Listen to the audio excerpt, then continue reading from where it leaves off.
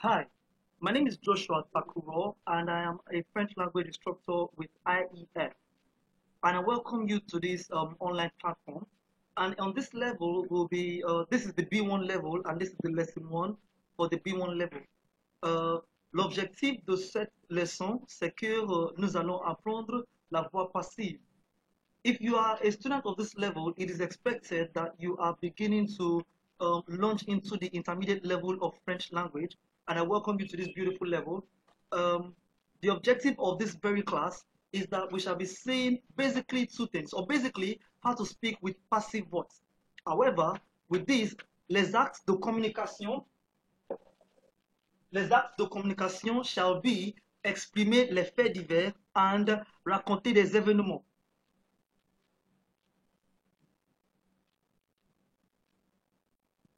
Exprimer les faits divers et raconter des événements. D'abord, qu'est-ce que c'est les faits divers? Les faits divers, ce sont les activités qui se passent dans l'environnement. These are activities that happen in the environment. So, and also raconter des événements means to report an event, to tell about an event. So basically, it means that we'll be speaking in the past. However, l'objectif de la voix passive, the objective of la voix passive is to be able to speak with passive voices. Mais je dois d'abord expliquer qu'est-ce que c'est la voix passive. La voix passive, c'est différente de la voix active. The passive voice is different from the active voice. In the active voice, you see, we have the subject plus the verb and the object. That is to say, in the active voice, the subject will come before the verb and the verb will come before the object. All right, so it's simple. Par exemple,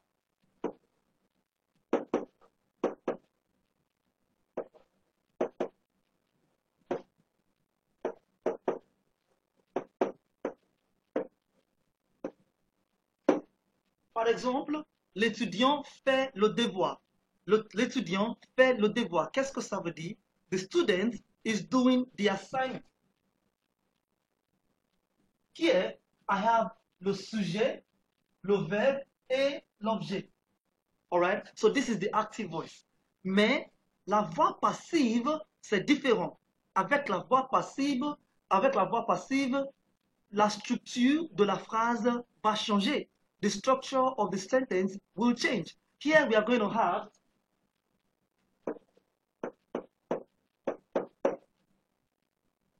ici, pour la voix passive, the object comes first, the verb, and the subject.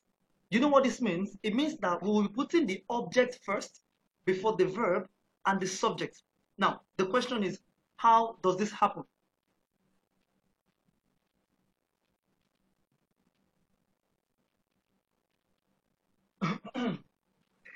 Now, so to speak in passive voice, the first thing is this. Pour mettre en valeur l'objet de l'expression, we use passive voice to put a bit of accent, to put more accent, to accentuate on the object of the expression. For example, in the one I gave you, I said, l'étudiant fait le devoir. Now, so par exemple, ici, the rule, the structure, like I said, is that we shall put the object first, l'objet plus le verbe plus sujet. All right, but there is a formula, and the formula is this. The object plus the verb être plus the past participle of the verb with the word par, then the subject of the action now comes. For example, les étudiants font le devoir. Les étudiants font le devoir. Qui is the subject? Les étudiants. Ça, c'est le sujet. Then le verbe is font le devoir. That is the verb. Then le devoir is the object. Now that is an active voice. Mais la voix passive, I said that we shall put the object first, then the verb, then the word par plus the subject. Now let's look at this. Par exemple, le devoir est fait par les étudiants. What does this mean? Le devoir est fait par les étudiants. Now, you know what this means?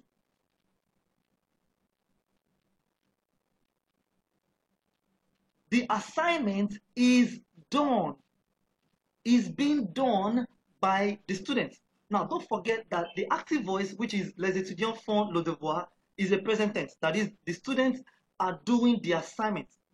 Now, with the passive voice, it becomes this assignment is being done by the student. I hope you understand. So here, it means that le devoir, c'est le sujet. Le devoir, c'est le sujet, which is the assignment. Est fait par, is done by.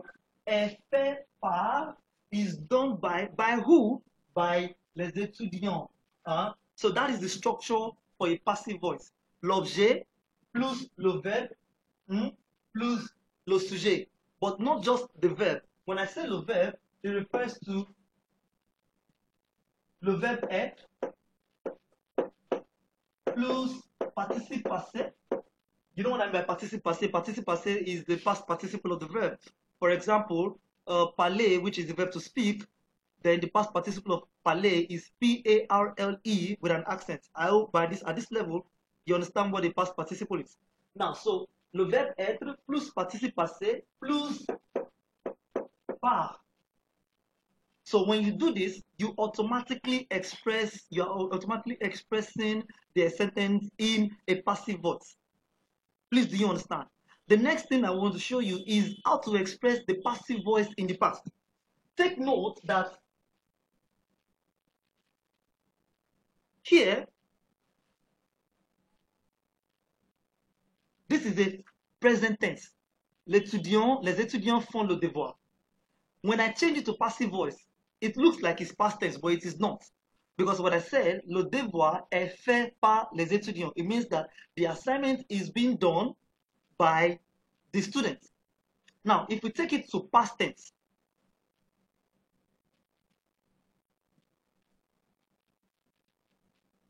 au passé composé, les étudiants ont fait le devoir. Les étudiants ont fait le devoir. It means that the students have done the assignment. The students have done the assignment. You see, to say this in past tense, in passive voice, we will change the verb être, which we use here. We'll change it to past tense. So the past participle of the verb être is été. So, les étudiants ont fait le devoir. The students have done the assignment. In passive voice, let's respect the rule. I said that the object will come first, the verb être plus the past participle. But first, the verb être here is going to be expressed in the past. So, I'm going to say, excuse me, I want to correct something here. This is wrong. All right. So, we're going to have le devoir a été fait par les étudiants.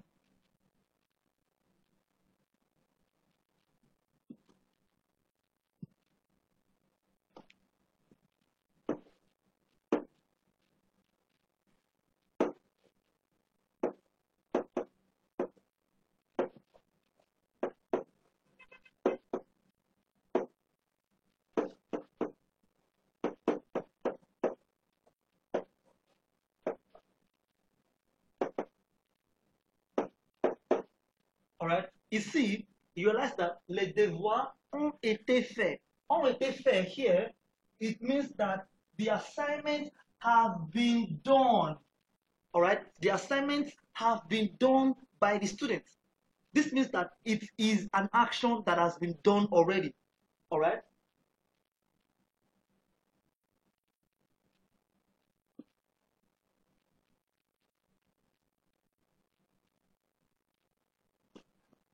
If you take a look at this one here, where we used this, all right, the assignment is being done. The action is still in the present. But in this one now that we're looking at, the action has been done. Le devoir a été fait par les étudiants. Le devoir a été fait par les étudiants. The assignment has been done by the students. Finally, can we also express passer la voix passive au futur? I say yes. Can we express a passive voice in the future? I say yes. So I'm going to show you in a minute.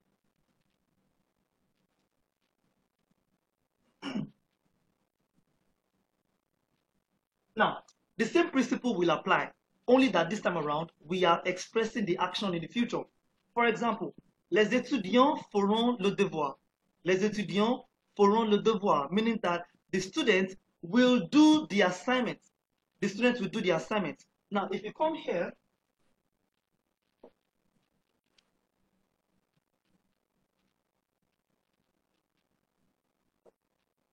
this is a futuristic expression that the student will do the assignment. If I'm going to express this in the past, all I need to do is I still will follow the principle that we have agreed on. And what principle is that? The principle was that we shall use "ed" plus the past participle of the verb and the word part. So if I bring it here, all I need to do is change the verb "ed" in future tense.